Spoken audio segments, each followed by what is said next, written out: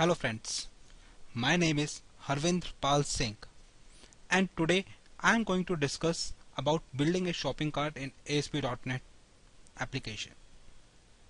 Now, shopping cart are very important and they can many times be very intimidating part of building a e-commerce site. In this tutorial, we will show you how easy it can be to implement a shopping cart by using ASP.NET. Apart from that, we will be talking about various basic explanations which allows the ASP.NET application programmers to understand this wonderful framework of creating the applications. When I say for the sake of simplicity, in this complete demo, I have not used any databases. I have just used the list items, and based upon the list collections, I have added items in my shopping cart. Now, the first step in creating a shopping cart will be to create a class which will hold my data in itself. For that, I am going to use my Visual Studio, and the first class that I have created in the Visual Studio is something like this. I have gone to my app_code folder, and here I have added some classes. Currently I am in the shopping cart class. Now this shopping cart class is where we will be having the functionalities which will be available by my shopping cart. It will have the functionality for adding the items. It will have getting my item quantity. It will have functionalities for removing the items from the shopping cart. It will also have a reporting property which will define me the subtotal of all the items that I have selected in the shopping cart. So in a shopping cart, what I will be having certain features. I will have certain data modification functions. I will have certain reporting methods, and this shopping cart will have its own some properties. Now this properties is basically containing a list of items. These items will have the products that I am going to specify. For that, what we have done is we have created the cart item class. In this cart item class, what we have done is it will have certain functionality with itself. Cart item has some properties. Now these properties are nothing but descriptions, product numbers, quantities, unit price, and the total price of any item which is available inside the cart. And I can initiate the search for two different items in my cart, whether the items are similar or not. Now what this cart item will contain, it will contain my products. Now any product will have certain functionalities. I am taking a simple functionality which having a ID, price, and a description about a product, which I am referring here, and at the time of calling the constructor, I am specifying that what is my price, what is my description for that, and based upon this. Okay, so with a place to store our shopping cart items, we need to be able to store information about each and every item. For that, we have created a cart item class. We will also created the simple product class that will simulate a way to grab data about the products we are selling. Now, after having our heads in the code for so long, it's time we do some visual. Now, for that visual part, we are going to our default.aspx page. Now this page is a very simple page. It gives me the options to add shoes, shirt, pants to be added to the cart. Here I can get the information, I can change my code. The benefit of changing the code will be so that I can access this information which I have created hard coded. This can come from any databases. It can come from anywhere the source where your data sources lies. It can be a SQL Server database. It can be a group of objects that you have created. It can be anything. It can be a link object that we have created. So it can come from almost anywhere. Now here what we have done is, I'm not going to discuss about the styling of this particular page, but what we are going to talk about is the coding. In this particular page, what happens when I click any of the buttons? It gives me the option ShoppingCart.instance.addItem.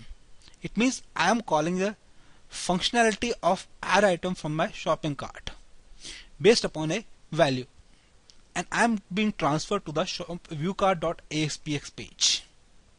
Item is 1, 2 or 3. Based upon that, the item will be added into my shopping cart. So it has the very simple functionality with itself.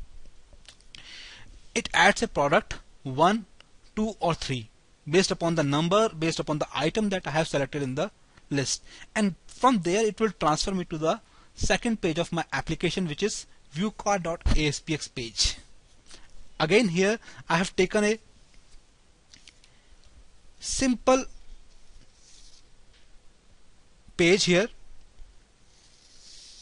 In this page, the grid view control provides me the basic functionality. Here also I will not discuss the style elements because they are almost self-explanatory. There are some principles here that I am not going to explain in depth. Now I have given the grid view an ID which we will be accessing from the behind the scene. Now on this page I can show you a code. In this code, what I am doing here is I am checking the postback of my page, and based upon that postback I am binding a data which is a function which will give the data to the grid view, and it will allow me to have the information from the items. Now here also I am having a functionality of grid view row data mount, so that whenever there is a data is coming from that, it will provide me the footer will have the information about that. Here also I am giving the command to my row, and it will all call me to my subtotal of the items in the grid view. So let's see this all thing in running, because that will make it much easier for us to understand. So first I go to my default.aspx page and I run it.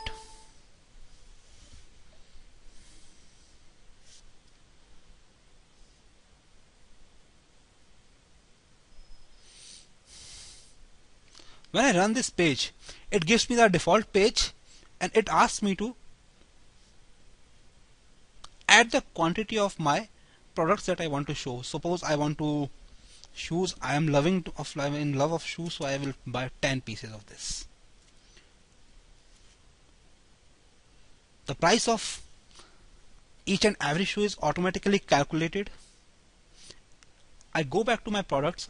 Now I need to add the shirts to my collection. I get 3 shirts, which is more than enough. I again go back to my products, and again this time I got some pants for me. 3 shirts require 3 pants. Update the cart.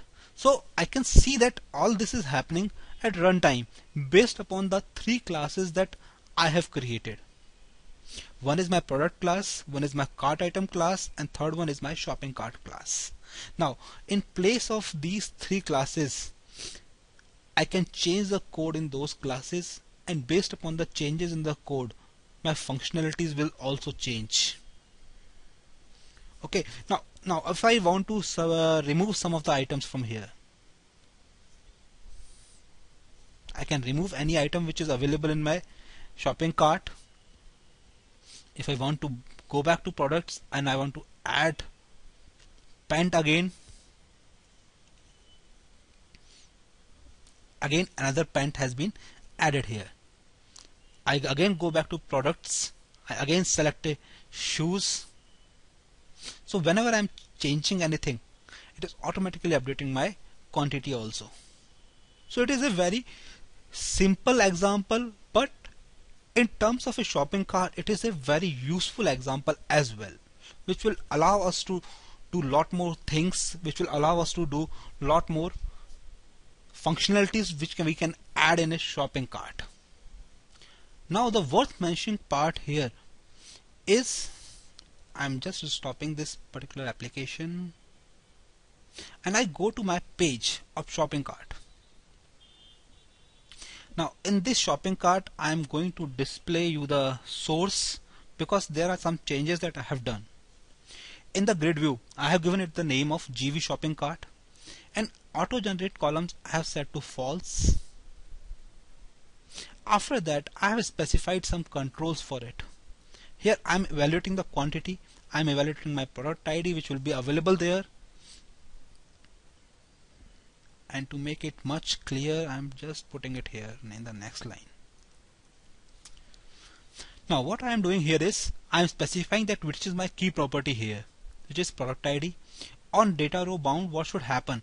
I have specified a function which should be called, and on the row command I have specified a functionality which needs to be called, which we can see from the code behind window.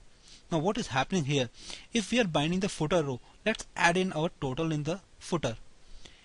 This is the method that responds to the remove methods click event. If I remove an item from the shopping cart, how it will be remove the item from my original shopping cart. So it is a very simple demo which I have given to you, which will allow you to share the shopping cart in your applications. So in this simple video I have defined you that how to create a shopping cart. Thank you for listening, and you can always contact me on these following coordinates which I have.